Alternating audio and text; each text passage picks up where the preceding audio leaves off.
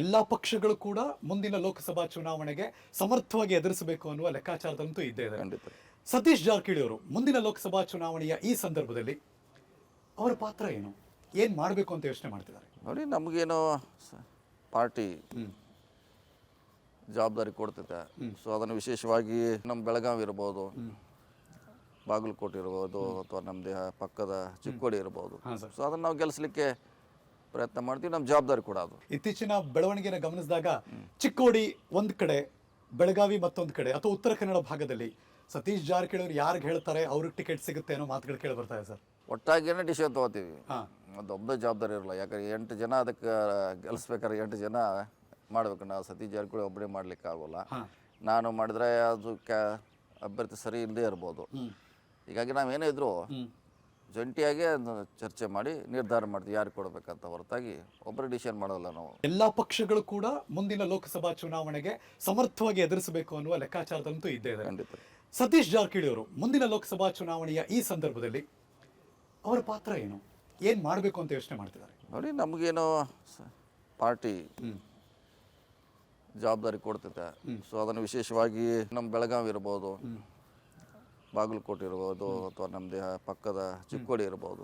So ಅದನ್ನು ನಾವು ಗೆಲ್ಲಿಸಲಿಕ್ಕೆ ಪ್ರಯತ್ನ ಮಾಡ್ತೀವಿ. ನಮ್ಮ ಜವಾಬ್ದಾರಿ ಕೂಡ ಅದು. ಇತ್ತೀಚಿನ ಬೆಳವಣಿಗೆನ ಗಮನಿಸಿದಾಗ ಚಿಕ್ಕೋಡಿ ಒಂದ್ ಕಡೆ, ಬೆಳಗಾವಿ ಮತ್ತೊಂದು ಕಡೆ, ಅಥವಾ ಉತ್ತರ ಕನ್ನಡ ಭಾಗದಲ್ಲಿ ಸತೀಶ್ ಜಾರಕಿಹೊಳಿ ಅವರು ಯಾರಿಗೆ ಹೇಳ್ತಾರೆ ಅವ್ರಿಗೆ ಟಿಕೆಟ್ ಸಿಗುತ್ತೆ ಅನ್ನೋ ಮಾತುಗಳು ಕೇಳಿ ಬರ್ತಾ ಇದೆ ಸರ್. ಒಟ್ಟಾಗಿಯೇ ಡಿಸಿಷನ್ ತೊಗೋತೀವಿ. ಅದೊಬ್ಬ ಜವಾಬ್ದಾರಿ ಇರಲ್ಲ. ಯಾಕಂದ್ರೆ 8 ಜನ ಅದಕ್ಕೆ ಗೆಲ್ಲಿಸ್ಬೇಕಾದ್ರೆ 8 ಜನ ಮಾಡ್ಬೇಕು. ನಾವು ಸತೀಶ್ ಜಾರಕಿಹೊಳಿ ಒಬ್ಬರೇ ಮಾಡ್ಲಿಕ್ಕೆ ಆಗೋಲ್ಲ. ನಾನು ಮಾಡಿದ್ರೆ ಅದು ಅಭ್ಯರ್ಥಿ ಸರಿ ಇಲ್ಲದೆ ಇರ್ಬೋದು. ಹೀಗಾಗಿ ನಾವೇನೇ ಇದ್ರು ಜಂಟಿಯಾಗಿ ಚರ್ಚೆ ಮಾಡಿ ನಿರ್ಧಾರ ಮಾಡ್ತೀವಿ ಯಾರು ಕೊಡಬೇಕಂತ, ಹೊರತಾಗಿ ಒಬ್ಬರು ಡಿಸಿಷನ್ ಮಾಡೋಲ್ಲ ನಾವು. ಎಲ್ಲಾ ಪಕ್ಷಗಳು ಕೂಡ ಮುಂದಿನ ಲೋಕಸಭಾ ಚುನಾವಣೆಗೆ ಸಮರ್ಥವಾಗಿ ಎದುರಿಸಬೇಕು ಅನ್ನುವ ಲೆಕ್ಕಾಚಾರದಂತೂ ಇದ್ದೇ ಇದೆ. ಸತೀಶ್ ಜಾರಕಿಹೊಳಿ ಅವರು ಮುಂದಿನ ಲೋಕಸಭಾ ಚುನಾವಣೆಯ ಈ ಸಂದರ್ಭದಲ್ಲಿ ಅವರ ಪಾತ್ರ ಏನು, ಏನ್ ಮಾಡಬೇಕು ಅಂತ ಯೋಚನೆ ಮಾಡ್ತಿದ್ದಾರೆ? ನೋಡಿ, ನಮಗೇನೋ ಪಾರ್ಟಿ ಜವಾಬ್ದಾರಿ ಕೊಡ್ತಿದೆ. ಸೊ ಅದನ್ನು ವಿಶೇಷವಾಗಿ ನಮ್ಮ ಬೆಳಗಾವಿ ಇರ್ಬೋದು, ಬಾಗಲಕೋಟೆ ಇರ್ಬೋದು, ಅಥವಾ ನಮ್ಮದೇ ಪಕ್ಕದ ಚಿಕ್ಕೋಡಿ ಇರ್ಬೋದು. ಸೊ ಅದನ್ನು ನಾವು ಗೆಲ್ಲಿಸಲಿಕ್ಕೆ ಪ್ರಯತ್ನ ಮಾಡ್ತೀವಿ. ನಮ್ಮ ಜವಾಬ್ದಾರಿ ಕೂಡ ಅದು. ಇತ್ತೀಚಿನ ಬೆಳವಣಿಗೆನ ಗಮನಿಸಿದಾಗ ಚಿಕ್ಕೋಡಿ ಒಂದ್ ಕಡೆ, ಬೆಳಗಾವಿ ಮತ್ತೊಂದು ಕಡೆ, ಅಥವಾ ಉತ್ತರ ಕನ್ನಡ ಭಾಗದಲ್ಲಿ ಸತೀಶ್ ಜಾರಕಿಹೊಳಿ ಅವರು ಯಾರಿಗೆ ಹೇಳ್ತಾರೆ ಅವ್ರಿಗೆ ಟಿಕೆಟ್ ಸಿಗುತ್ತೆ ಅನ್ನೋ ಮಾತುಗಳು ಕೇಳಿ ಬರ್ತಾ ಇದೆ ಸರ್. ಒಟ್ಟಾಗಿಯೇ ಡಿಸಿಷನ್ ತೊಗೋತೀವಿ. ಅದೊಬ್ಬ ಜವಾಬ್ದಾರಿ ಇರಲ್ಲ. ಯಾಕಂದ್ರೆ 8 ಜನ ಅದಕ್ಕೆ ಗೆಲ್ಲಿಸ್ಬೇಕಾದ್ರೆ 8 ಜನ ಮಾಡ್ಬೇಕು. ನಾವು ಸತೀಶ್ ಜಾರಕಿಹೊಳಿ ಒಬ್ಬರೇ ಮಾಡ್ಲಿಕ್ಕೆ ಆಗೋಲ್ಲ. ನಾನು ಮಾಡಿದ್ರೆ ಅದು ಅಭ್ಯರ್ಥಿ ಸರಿ ಇಲ್ಲದೆ ಇರ್ಬೋದು. ಹೀಗಾಗಿ ನಾವೇನೇ ಇದ್ರು ಜಂಟಿಯಾಗಿ ಚರ್ಚೆ ಮಾಡಿ ನಿರ್ಧಾರ ಮಾಡ್ತೀವಿ ಯಾರು ಕೊಡಬೇಕಂತ, ಹೊರತಾಗಿ ಒಬ್ಬರು ಡಿಸಿಷನ್ ಮಾಡೋಲ್ಲ ನಾವು. ಎಲ್ಲಾ ಪಕ್ಷಗಳು ಕೂಡ ಮುಂದಿನ ಲೋಕಸಭಾ ಚುನಾವಣೆಗೆ ಸಮರ್ಥವಾಗಿ ಎದುರಿಸಬೇಕು ಅನ್ನುವ ಲೆಕ್ಕಾಚಾರದಂತೂ ಇದ್ದೇ ಇದೆ. ಸತೀಶ್ ಜಾರಕಿಹೊಳಿ ಅವರು ಮುಂದಿನ ಲೋಕಸಭಾ ಚುನಾವಣೆಯ ಈ ಸಂದರ್ಭದಲ್ಲಿ ಅವರ ಪಾತ್ರ ಏನು, ಏನ್ ಮಾಡಬೇಕು ಅಂತ ಯೋಚನೆ ಮಾಡ್ತಿದ್ದಾರೆ? ನೋಡಿ, ನಮಗೇನೋ ಪಾರ್ಟಿ ಜವಾಬ್ದಾರಿ ಕೊಡ್ತಿದೆ.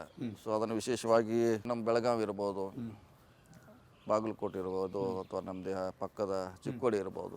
ಸೊ ಅದನ್ನು ನಾವು ಗೆಲ್ಲಿಸಲಿಕ್ಕೆ ಪ್ರಯತ್ನ ಮಾಡ್ತೀವಿ. ನಮ್ಮ ಜವಾಬ್ದಾರಿ ಕೂಡ ಅದು. ಇತ್ತೀಚಿನ ಬೆಳವಣಿಗೆನ ಗಮನಿಸಿದಾಗ ಚಿಕ್ಕೋಡಿ ಒಂದ್ ಕಡೆ, ಬೆಳಗಾವಿ ಮತ್ತೊಂದು ಕಡೆ, ಅಥವಾ ಉತ್ತರ ಕನ್ನಡ ಭಾಗದಲ್ಲಿ ಸತೀಶ್ ಜಾರಕಿಹೊಳಿ ಅವರು ಯಾರಿಗೆ ಹೇಳ್ತಾರೆ ಅವ್ರಿಗೆ ಟಿಕೆಟ್ ಸಿಗುತ್ತೆ ಅನ್ನೋ ಮಾತುಗಳು ಕೇಳಿ ಬರ್ತಾ ಇದೆ ಸರ್. ಒಟ್ಟಾಗಿಯೇ ಡಿಸಿಷನ್ ತೊಗೋತೀವಿ.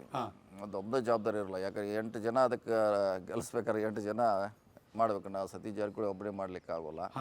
ನಾನು ಮಾಡಿದ್ರೆ ಅದು ಅಭ್ಯರ್ಥಿ ಸರಿ ಇಲ್ಲದೆ ಇರ್ಬೋದು. ಹೀಗಾಗಿ ನಾವೇನೇ ಇದ್ರು ಜಂಟಿಯಾಗಿ ಚರ್ಚೆ ಮಾಡಿ ನಿರ್ಧಾರ ಮಾಡ್ತೀವಿ ಯಾರು ಕೊಡಬೇಕಂತ, ಹೊರತಾಗಿ ಒಬ್ಬರು ಡಿಸಿಷನ್ ಮಾಡೋಲ್ಲ ನಾವು. ಅನುಕ್ಷಣದ ಸುದ್ದಿಗಳಿಗಾಗಿ ವಿಸ್ತಾರ ನ್ಯೂಸ್ ಯೂಟ್ಯೂಬ್ ಚಾನೆಲ್ ಸಬ್ಸ್ಕ್ರೈಬ್ ಮಾಡಿ. ಹೊಸ ಸುದ್ದಿಗಳ ನೋಟಿಫಿಕೇಶನ್ಗಾಗಿ ಬೆಲ್ ಐಕಾನ್ ಕ್ಲಿಕ್ ಮಾಡಿ. ಲೇಟೆಸ್ಟ್ ಅಪ್ಡೇಟ್ಸ್ಗಾಗಿ www.vistaranews.com ವೆಬ್ಸೈಟ್ಗೆ ವಿಸಿಟ್ ಮಾಡಿ. ಅಂಗೈಯಲ್ಲೇ ಜಗತ್ತಿನ ಸುದ್ದಿ ತಿಳಿಯಲು ವಿಸ್ತಾರ ನ್ಯೂಸ್ ಕನ್ನಡ ಆಪ್ ಡೌನ್ಲೋಡ್ ಮಾಡಿ.